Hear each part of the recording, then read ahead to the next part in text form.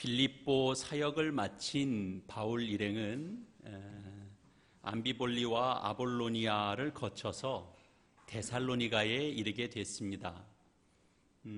빌립보에서와는 달리 데살로니가에서는 이 유대인 회당이 있었습니다. 유대인 공동체가 형성되어 있었다라는 것을 의미하죠. 그래서 바울은 평소에 하던 대로 그 회당으로 가서 3번의 안식일을 거치는 동안 그곳에서 성경을 가지고 말씀을 전했습니다. 여기서 성경이라고 하는 것은 유대인들이 익히 잘 알고 있는 이제 구약 성경을 의미합니다. 예수님께서도 이 땅에 오셔서 자신에 관하여 이제 증거하실 때 종종 구약 성경을 인용하여 이제 듣는 자들, 그러니까 그 당시 유대인들과 어떤 접촉점을 이제 가지려고 하셨던 것을 우리가 기억합니다. 그 요한복음 5장 39절에도 보면 너희가 성경에서 영생을 얻는 줄로 생각하고 성경을 연구하지만 이 성경이 곧 나에 대하여 증언하는 것이다. 이렇게 이제 말씀도 하셨고, 그리고 이런 말씀도 하셨죠. 너희가 진정 모세를 믿었다라고 하면 그러면 또한 나 또한 믿을 것이다. 그러니까 그가 기록한 것이 결국은 다 나를 두고 한 것이다. 그런 말씀을 하셨습니다. 그러니까 이제 바울도 지금 유대인들이 잘 알고 있는 이 성경 말씀, 구약의 말씀을 중심으로 해서 접촉점을 가지려고 하고 있습니다. 근데 그것은 이제 저들이 구약 말씀 중에 어떤 것들을 오해하고 있는가, 그런 것들을 이제 짚어주면서 바른 진리를 제시해 주는 방식으로 그 말씀을 강론했을 것입니다. 그 사실을 오늘 본문의 3절 말씀이 이렇게 구체적으로 전하고 있죠. 2절 말씀부터 보겠습니다. 바울이 자기 관례대로 그들에게로 들어가서 새 안식일에 성경을 가지고 강론하며 뜻을 풀어 그리스도가 해를 받고 죽은 자 가운데서 다시 살아나야 할 것을 증언하고 이르되 내가 너희에게 전하는 이 예수가 곧 그리스도라. 이렇게 이제 전한 거죠. 저들이 평생 읽어온 성경 말씀의 뜻을 풀어주었다라는 것입니다. 이런 과정이 사실은 중요한 것입니다. 저들에게는 너무 익숙해져 있는 말씀이라서 굳이 의미를 드러낼 필요가 없어 보이는 그저 뻔한 내용 같은 속에서, 그러나 그 속에 감추어져 있는 진짜 그 진실된 그 내용이 무엇인지, 저들이 어디까지는 보고 있으나 그 속에 담겨져 있는 내용들까지는 저들이 보지 못하고 있는 그 부분을 풀어줄 때, 그럴 때 말씀의 본뜻이 드러나면서 그것이 크게 영향을 주게 되는 거죠. 우리 음악도 사실은 다 그렇습니다. 대단한 그 이제 곡들을 우리가 이렇게 이제 보면, 이제 연주할 때 보면 그 연주자들이 이런 그 경향이 있어요. 익숙한 곡은 이제 잘 연주하지 않고, 물론 이제 발표를 하고 그러면 이제 그 자주 연주하지 않는 곡들을 발굴해서 이제 연주하는 것들을 많이 보게 되는데요. 익숙한 곡들은 대가의 경우는 익숙한 곡을 그 대가다운 것으로 다시 이제 해석해서 들려줄 때, 이제 이분의 이 음악적 해석이 역시 참 대가다운 데가 있구나, 이제 이런 느낌을 받게 되죠. 영향을 주게 되죠. 그러나 이제 그렇게 그만한 경지에 이르지 못한 사람들은 쉽게 익숙한 곡을 연주하거나 노래하는 게 만만치 않습니다. 왜냐하면 워낙이 대가들이 그 익숙한 곡들을 많이 연주했거든요. 그러니까 그 곡은 너무 훌륭한 분들이 많이 연주한 것들이 귀에 있기 때문에 이제 비교적으로 그보다도 뛰어나기가 쉽지 않죠. 그런 경우들과 비슷하다라고 볼 수 있습니다. 바울도 어떻게 보면 익숙할 수 있는 것, 저들이 보면 당연히 이 말씀은 뭐 특별한 그 의문점을 갖지 않고 넘어갈 수 있을 법한 그런 말씀을 가지고 그 말씀의 본연의 의미, 본래에 그 담고 있는, 그러니까 훌륭한 연주자가 연주를 할 때 그것이 왜 큰 영향을 줄 수 있냐면 작곡자의 의도를 정말 기가 막히게 잘 드러내주는 것들을 통하여 사람들한테 영향을 주거든요. 그런 것과 같죠. 바울도 자신의 생각을 전하기보다는 성경 본연의 의미가 본래 무엇을 담고 있는 것인가 하는 것들을 소개하는데 바울이 최선을 다했을 것입니다. 성경의 뜻을 풀어주는 겁니다. 성경의 구절의 의미가 드러나게 해주는 겁니다. 그 의미가 무엇이겠습니까? 예수 그리스도가 이제 중심이 되는 것을 저들에게 전하는 거죠. 근데 뜻을 풀어서 성경을 가르쳤는데 이제 놀라운 결과들이 일어났죠. 이어지는 내용들이 그 내용입니다. 그 중에 어떤 사람 곧 경건한 헬라인의 큰 무리와 적지 않은 귀부인도 권함을 받고 바울과 실라를 따르나 그러나 유대인들은 시기하여 저자의 어떤 불량한 사람들을 데리고 때를 지어 성을 소동하게 하여 야손의 집에 침입하여 그들을 백성에게서 끌어내려고 찾았지만 찾지 못하고 또 야손과 및 형제들을 끌고 읍장들 앞에 가서 소리질러 이르되 천하를 어지럽게 하던 이 사람들이 여기에도 이르렀다. 지금 이렇게 이제 기록되고 있습니다. 그러니까 이런 내용들 속에, 그러니까 뭐 쉽게 말하면 그런 복음을 풀어서 전했는데, 그래서 그 영향을 받고 은혜를 확인하고 눈이 떠져서 그 가르침에 믿음을 고백하는 자들도 있고, 반면에 오히려 더 그들을 잡아들이려고 하는, 그러니까 마음의 반동의 마음을 갖고 있는 사람들이 있었다. 두 가지 양면이 늘 나타나는 것, 그런 내용들이죠. 그러나 우리가 오늘 본문 속에서 중점적으로 기억하고 싶은 것은 그겁니다. 뜻을 풀어준 내용입니다.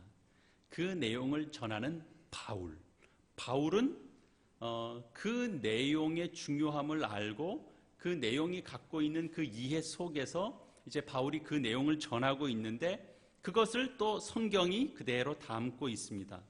우리가 보기에는 형식이 너무 뻔해 보입니다.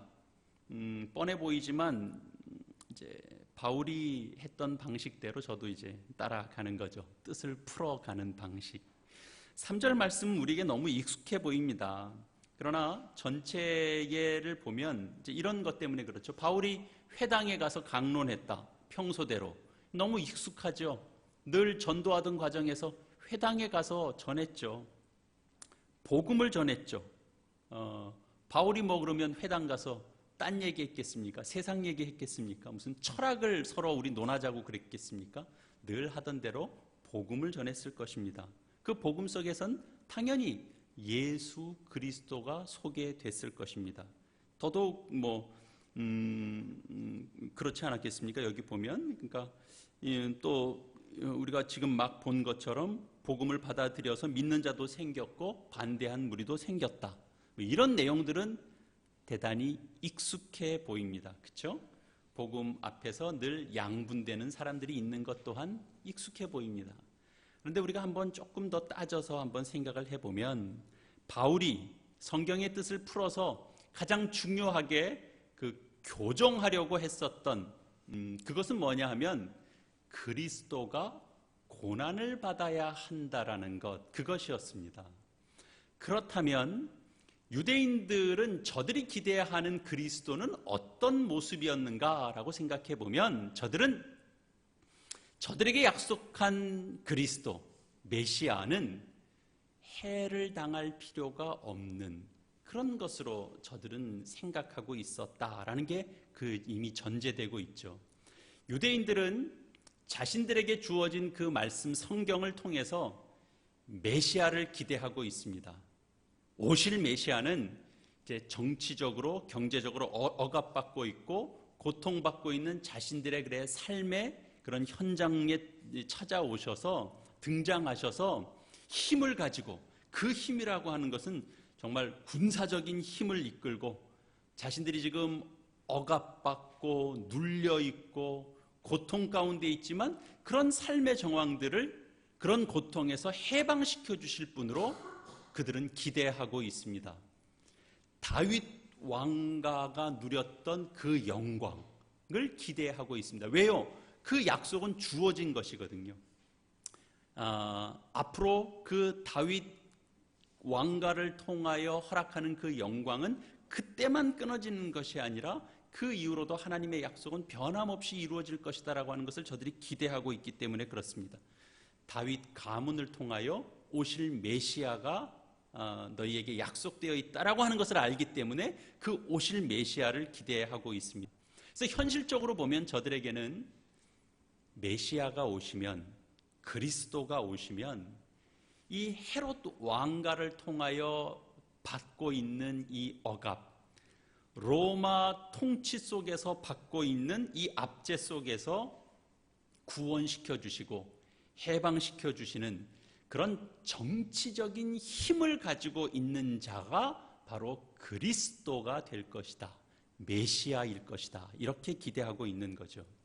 그래서 사실 유대인들도 예수님 당시에 예수님을 잠깐 왕으로 삼고자 했을 때가 있었습니다. 언제였죠? 오병이어 기적 사건들을 일으킬 때, 이 예수라는 사람 안에서 그런 힘과 능력을 본 겁니다. 이 사람은 정치적인 힘, 군사적인 힘을 모으면 지금 아무것도 없는 속에서도 이런 일을 할 수 있는 자라면 정치적인 힘을 가지고 우리를 얼마든지 이 속박에서 구원해 내실 자로 봤던 것이죠. 그런 기대를 가지고 있었습니다. 그러나 예수님의 관심과 기대는 저들의 생각과는 너무나 다른 것이었죠. 그렇기 때문에 예수님께서 걸어가신 그 길, 십자가 길, 그 길을 유대인들은 전혀 메시아가 걸어갈 길이라거나 사역으로 전혀 기대하지도 않았고, 그리고 받아들일 수도 없는 내용이 됐습니다. 그것을 누가 전해도 받아들일 준비가 전혀 되어 있지 않습니다. 받아들일 수가 없는 것이죠. 그래서 사실 예수님 또한 자신의 공생의 기간 중에서도 자신의 메시아 되심을 애써 감추시고 숨기도록 또 제자들에게도 당부하시기도 하셨습니다. 알아먹을 수 없는 얘기이기 때문에 그렇습니다. 예수님께서 이 땅에서 사역하실 때 그래서 친히 스스로를 표현하실 때도 인자라는 표현을 쓰셔서 약간 좀 비밀스러운 자기 호칭이 되거든요. 그래서 들을 귀 있는 자에게만 그리스도이심을 드러내주시는 방식으로 사역하셨습니다. 심지어 수제자였던 베드로에게까지도 사실은 예수님의 사역이 이 이스라엘의 그 해방을 가져올 무슨 정치적인 메시아요, 이스라엘의 왕으로서 그들에게 정말 높은 그 자리를 그 보장해 줄 그런 그 어떤 그 보이는 메시아로처럼 베드로조차도 오해한 측면이 있었죠. 그래서 사실은 그것이 무너질 때 결국은 베드로도 그 자리를 떠날 수밖에 없었던 것 아닙니까? 사실 예수님께서 이 메시아 사역, 그리스도 되신다라고 하는 사실을 가장 분명하게 밝혀준 말씀은 사실은 마가복음 10장 45절에 등장합니다. 여러분들이 익히 잘 알고 있는 말씀이 됩니다. 인자가 온 것은 섬김을 받으려 함이 아니라 도리어 섬기려 하고 자기 목숨을 많은 사람의 대속물로 주려 함이니라. 사실은 이 말씀은 이사야 선지자가 이사야서에서 52장 이후에 52장 13절 이후에서 53장에 이르는 내용 속에서 우리가 익히 이제 기억하는 고난받는 종의 노래라고 일명 붙여지고 있는 그런 내용과 사실은 정확하게 일치하죠. 예수님 스스로 하신 그 말씀이 거기에 이런 말씀이 기록되어 있죠. 제가 읽어드리겠습니다. 이사야 52장 13절 이하의 말씀입니다. 그의 모양이 타인보다 상하였고 그의 모습이 사람들보다 상하였으므로 많은 사람이 그에 대하여 놀랐거니와 그가 나라들을 놀라게 할 것이며 왕들은 그로 말미암아 그의 입을 봉하리니 이는 그들이 아직 그들에게 전파되지 아니한 것을 볼 것이요 아직 듣지 못한 것을 깨달을 것이니라. 그리고 또 이렇게 이어져요. 우리가 전한 것을 누가 믿었느냐? 여호와의 팔이 누구에게 나타났느냐? 그는 주 앞에서 자라나기를 연한 순 같고 마른 땅에서 나온 뿌리 같아서 고운 모양도 없고 풍채도 없은즉 우리가 흠모할 만한 아름다운 것이 없도다. 그리고 이제 이어지는 내용에 보면 우리 죄악을 위하여 그가 고난당하고 채찍을 맞았다. 우리 이제 익히 아는 내용들로 이어지죠. 그러니까 지금 하나님께서 기름 부으시는 메시아로서의 예수님께서는 그분이 이 땅에서 감당하시게 되는 그 사역은 바로 자기 목숨을 대속 제물로 주심으로 해서 하나님께서 택하신 모든 백성들의 죄를 대속하시는 그 사역으로 내가 이 땅에 왔다. 그 사역으로 메시아 사역을 감당하게 되실 것이다 라고 하는 사실을 예수님께서 알고 계셨고 이미 그 내용은 구약 선지자들을 통하여도 이미 예언되어 있었던 내용들입니다. 근데 예수님께서 십자가에 달려 돌아가셨을 때 제자들은 다 그 선생을 버리고 도망했습니다. 왜냐하면 고난받는 종으로서 죄를 대속하기 위하여 대속제물로 그 십자가의 고통을 받고 죽어가는 메시아는 유대인들의 눈에서뿐만 아니라 제자들 안에서조차도 그것은 이해할 수 없는 내용이었기 때문에 그렇습니다. 그것은 하나님의 비밀스러운 일이었죠. 제자들조차도 그 주님의 메시아 되심이 그런 방식으로 나타날 것이라고는 전혀 기대하지 못했습니다. 예수님께서 부활하시고 이제 베드로와 제자들에게 나타나셨을 때에야 그들이 친히 눈으로 확인하고 뭔가 그 손끝에서 그들이 확인하고 났을 때 진정 우리가 믿었던 그 선생, 우리가 주로 따랐던 그분이 바로 하나님의 아들이셨구나라고 고백하게 됐죠.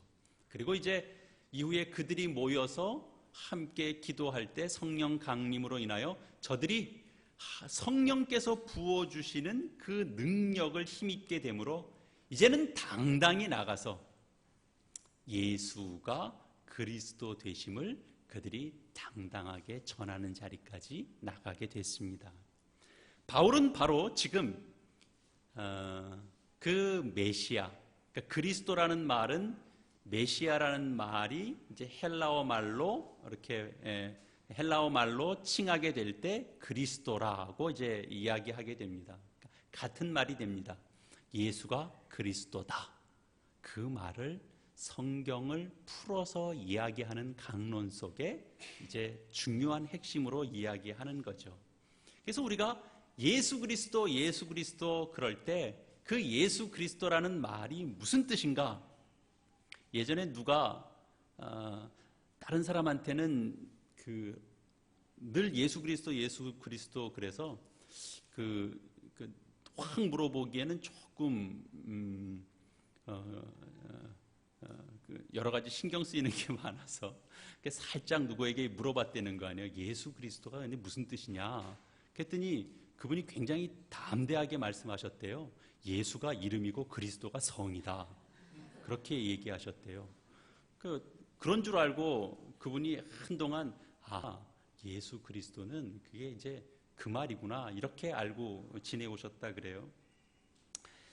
예수 그리스도란 바로 바울이 성경을 풀어서 전한 내용에 있는 그대로 내가 전한 이 예수가 바로 곧 그리스도이시다. 그러니까 그리스도라는 말, 그러니까 약속된 메시아 오셔서 하나님께서 그 준비하신 구원자, 그 구약의 그 유대인들이 그렇게 기대하고 바라고 소망하던 그 그리스도, 그러니까 예수가 곧 그리스도다. 그 말이 우리가 이제 우리 차원에서는 예수 그리스도 그렇게 된 것입니다. 그 말을 풀어보자면 예수가, 성경이 전하고 있는 예수가, 아니 내가 전하고 있는 그 예수가 바로 그리스도시다. 예수가 바로 메시아시다. 그 얘기를 하는 겁니다. 예수가 이름이고 그리스도가 성이 아니고, 이제 우리는 이제 정확하게 전할 수 있어야 되죠. 기름 부음을 받은 자, 하나님께서 통치권을 주셔서 하나님께서 세우시는 그 세 가지 직분이 있는데, 왕과 제사장과 선지자, 그들에게는 하나님께서 기름을 부어서 하나님의 일을 하는 하나님의 일꾼으로 세웠는데, 바로 이 일꾼이다라는 개념이기도 하고, 그래서 이 예수는 그리스도라고 하는 이 말을 통하여 지금 사도 바울은 뭘 전하려고 하는 것이냐면, 단순히 무슨 신학적인 내용을, 교리적인 내용을 지금 전하려고 그러는 것은 아닙니다. 바울은 이것이 하나님의 일하시는 방식이다라고 하는 것을 그 말 속에 담고 있습니다. 그 전하는 내용 속에, 그것을 풀어서 설명하고 있는 내용 속에 이미 사도 바울이 그 이해를 갖고 있는 겁니다. 예수가 그리스도이시다라고 하는 사실을 전하는 것뿐만 아니라 예수가 그리스도가 되도록 하는 일로 하나님께서 그렇게 일하신다라는 걸 사도 바울이 이해하고 있는 거죠. 그러니까 예수를 누가 보내요? 하나님께서 보내신 것이잖아요. 근데 사람들이 예수를 어떻게 대했죠? 반대했죠. 받아들이지 않았죠. 죽였죠. 배척했죠. 왜? 흠모할 만한 것이 하나도 없으니까. 믿을 만한 구석이 하나도 없으니까. 근데 이미 그때에도 하나님은 예수를 통하여 이미 하나님의 사랑을 이미 그 속에 담으셨습니다. 그래서 그렇게 일하셨어요. 예수가 그리스도라는 사실을 아무도 알지 못할 때, 그리고 그들에게 그 필요가 느껴지지도 못하고 있을 때, 요청하지도 않았을 때, 그리고 세상은 거부하고 있었고 배척하고 있었을 때, 그럴 때 이미 하나님은 예수를 보내셔서 그 약속하심의 성취를 이루어가고 있었다고요. 하나님은 그렇게 일하시고 있었다라고 하는 것을 사도 바울이 이해하고 있는 것이죠. 그래서 바울이 지금 자신의 사역을 감당함에 있어서도 자신이 지금 전하는 내용과, 그리고 자신이 하는 사역 속에 내가 이 땅에서 내가 이 사역을 펼쳐갈 때, 예수가 그리스도라고 하는 이 복음을 전할 때 내가 이 세상에서는 어떤 대접을 받게 될 것인가 하는 것에 대한 이해 또한 사도 바울이 갖고 있는 것입니다. 여러분들도 복음을 전하고 있을 때 우리를 괴롭게 하는 것이 무엇이냐 하면, 내가 복음을 전하는데, 내가 복음대로 또 살아가는데, 그런데 세상이 반대하고 있거나, 그리고 내가 그런 일들에서 내가 좌절을 겪고 있구나, 그럴 때 우리가 복음 앞에서 우리가 흔들리는 우리의 모습들을 우리가 확인하게 됩니다. 바울이 전해주는 이런 내용들, 이런 것들은 우리가 정말 이 시대에도 우리가 기억해야 될 중요한 내용이 됩니다. 그냥 단순히 무슨 교리를 전하자 그런 내용들이 아닙니다. 예수가 그리스도이시지만 하나님이 그 예수를 그리스도로서 이 세상에 보낼 때 어떤 정황 속에서 하나님께서 보내시고, 그리고 끝까지 그 일을 어떻게 이루어내셨는가 하는 그 하나님의 일하심 전체를 우리가 이해해야 된다라는 거죠. 그 사실을 이해한 차원에서 사도 바울이 사역하고 있는 거거든요. 복음에 복음된 내용을 전할 때 세상은 반대합니다. 거부합니다. 무시합니다. 우리가 이 생명된 내용을 전하면 세상이 감사받지를 않습니다. 필요 없다고 그럽니다. 그딴 소리 나한테 하지 말라고 그럽니다. 우리는 그런 것들에 얼마나 영향을 많이 받습니까? 그죠? 이 생명이 넘치는 이것을 왜 이것을 이 기쁘게 받아들이지 못하는가? 내가 그 사람을 위하여 내가 이렇게 애를 쓰고 있는데 왜 그 진심을 못 알아주는가? 여기에 복음에 속한 이 복된 내용들을 왜 누리지 못하는가? 우리는 안타깝습니다. 그리고 때로는 시험도 듭니다. 예수가 곧 그리스도이신, 그렇게 보내시고 그렇게 구원을 완성해 가시는 그 하나님의 일하심을 우리는 기억해야 되는 것입니다. 예수님 살아생전에 예수님께서 그리스도이신 것을 세상 만방에 보란듯하게 다 펼쳐 보이시지 않으셨습니다. 예수님은 그냥 이 땅에서 작은 고을, 작은 마을에 정말 안타까워 죽어가는 영혼들에게 그 하나님으로서의 기적을 보이셨지만 그것이 세상 만방에 보란듯하게 드러나는 방식은 아니었습니다. 그리고는 정치범으로 몰려서 그래서 이 땅에서는 죽습니다. 힘없는 자처럼 십자가에 달려서 죽는 겁니다. 보기엔 아무것도 흠모할 만한 내용이 없습니다. 예수님은 그럼에도 불구하고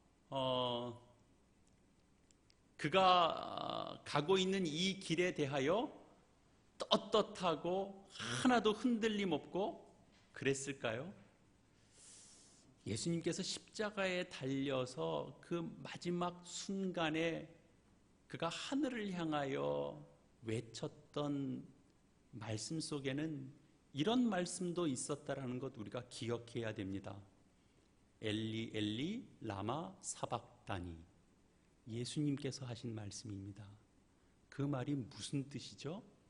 엘리 엘리 나의 하나님 나의 하나님 어찌 나를 버리시나이까입니다. 예수님도 그 버려지는 그 고통을 예수님도 겪고 그 고통을 토로합니다. 그런 자리입니다. 십자가가. 우리는 너무 이 결과를 다 알고 있는 자리에서 보니까 십자가 고통이지만 영광 이렇게 그냥 딱 묶어버리지만 그렇지 않습니다. 그 흠모할 게 하나도 없는 자리에서 영광으로 넘어오는 데까지는 정말 엄청난 갭이 있는 것입니다. 근데 하나님이 그 십자가를 부활로, 십자가의 죽음을 부활로 이끄시고 승리로 이끄시고 영광으로 이끄시고 그래서 예수를 그리스도로 그리스도 되게 하시고 그리고 하늘 보좌 우편에 두시는 것이죠. 그 영광스러운 자리로 하나님께서 그렇게 일해 가시는 것입니다. 아무것도 기대할 게 없는 자리에서 참된 생명을 만들어 내시는 것이죠. 그게 하나님의 일하심입니다. 부활을 만들어내는 것. 바울이 전하는 이 예수가 곧 그리스도가 되신다라고 하는 이 말씀을 전하는 것을 통해서 우리도 단순히 이 내용을 기억하면서 살아라가 아니라 이 내용은 너무 익숙한 내용 같아요. 그러나 그 익숙한 내용 속에서도 무궁무진한 게 있지만 그러나 단순히 그것을 지식적으로만 가지라는 것이 아니라 이 복음의 메시지를 선포하는 게 다가 아니고 예수가 그리스도 그 말 자체를 그냥 전하는 것이 다가 아니라 이렇게 일하시는 하나님의 일하심을 이해하는 차원에서 우리가 신앙 인생을 살아가야 된다라는 겁니다. 예수는 그리스도 그 말만 정답으로 제시하는 차원에서 머물러 있지 마시라는 거죠. 우리가 원할 때 하나님이 우리가 원해서 하나님 저 하나님 필요합니다. 그러니까 하나님이 우리에게 찾아오신 것이 아닙니다. 우리는 그냥 어리석었고 우리는 그냥 몰랐고 우리는 그냥 배척하면서 살았고 오히려 복음을 짓밟으면서 살아갔는데 하나님이 은혜 가운데 우리 인생에 찾아오신 겁니다. 그리고 우리의 영혼을 깨우셨고 불러내셨고 복음 앞에 항복시키셔서 우리가 이제는 하나님을 찬송하는 자로 하나님의 영광이 있다라고 하는 것을 아는 자로 그렇게 살게 해주셨습니다. 근데 그게 다 우리의 인생의 전부 아닙니다. 언제 우리가 처음부터 복음을 진지하고 기쁘게 받았습니까? 그렇지 않았습니다. 하나님의 열심히 우리의 인생을 그렇게 이끌어 온 것이죠. 우리의 그 신앙생활 속에서도 보면 우리의 신앙이 열심을 가지고 일하다가도 언제 우리의 그 열심이 식습니까? 기대한 것과 다른 것들을 보게 될 때, 기대했던 것과 다른 정황들을 만나게 될 때 우리의 열심은 식습니다. 우리의 열심은 꺾입니다. 그 기대는 무엇이었을까요? 우리가 한 것만큼 무슨 열매가 있을 것이라고 기대한 것 아니었을까요? 우리가 한 것만큼 우리가 선한 걸 냈으면 선한 결과가 있을 것이라고 기대한 것 때문은 아니었을까요? 더 바라지도 않고 내가 이만큼 줬으니까 그래도 최소한 요만큼은 돌아오게 해주셔야 그래야 하나님 일하심이라고 생각하지 않았을까요? 그러나 그렇지 않습니다. 우리가 하는 일에 세상이 다 알아주고 세상이 다 박수 쳐주고 그런 때를 소망하고 그런 때를 바라고 또 그런 자리 속에서 내가 더 믿음을 힘있게 나갈 수 있겠다라고 생각하고 있다면 어쩌면 우리는 한 걸음도 믿음의 걸음을 내딛지 못할 수도 있습니다. 왜요? 세상은 그렇게 우리가 한 것만큼 그렇게 다 받아주고 알아주고 보상해주고 이 땅에서는 그렇지 않거든요. 예수님은 그냥 십자가에서 죽으셨다니까요. 그리고 하나님이 그곳에서 전혀 기대하지 못했던 생명, 부활을 만들어내신 것입니다. 예수가 그리스도이다라는 사실은 아무도 몰랐습니다. 십자가는 그저 단지 실패의 상징이었으니까, 저주받아 죽은 자의 상징이었으니까. 십자가의 죽음을 도저히 하늘이 두 쪽 나도 하나님의 무슨 뭘로는 연결할 수가 없는 자리가 그것이 십자가의 자리입니다. 그런데 진실은 뭐였다라는 거죠? 뜻을 풀어 그리스도가 해를 받고 죽은 자 가운데서 다시 살아나야 할 것을 증언하고 이르되 내가 너희에게 전하는 이 예수가 곧 그리스도다 라는 것입니다. 진실은 뭐였냐?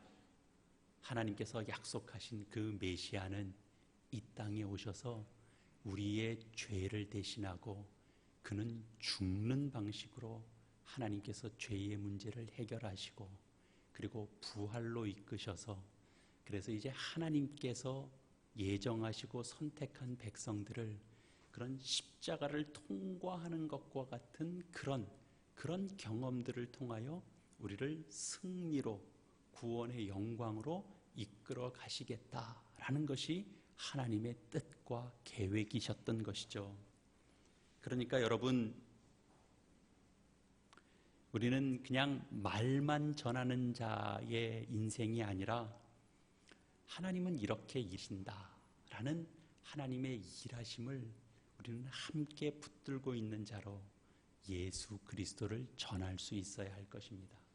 예수가 구원자야 그 말만 전하는 게 아니라 세상이 반대할 수 있다라는 것까지를 다 포함하여 그러나 그 속에서 아무것도 일이 일어날 것 같지 않는 그런 정황이지만 그러나 그 속에서도 하나님은 생명을 만들어낼 수 있다. 죽은 자를 깨어나게 할 수 있다라는 사실을 믿는 자로 꿋꿋하게 우리가 할 수 있는 우리의 책임과 역할을 다해가는 것, 그것이 바로 사도 바울이 걸어간 길입니다. 사도 바울이 간 그 길을 따라 우리도 우리의 자리에서 묵묵히 꿋꿋이 하나님은 그렇게 일하신다라는 사실 기억하시고 예수가 곧 그리스도이심을 진실만 전하는 게 아니라 하나님의 일하심을 함께 이해하는 자의 자리로, 그런 삶의 모습으로 그렇게 복음을 붙들고 나가시는 저 여러분 다 되시기를 이 말씀으로 축원합니다.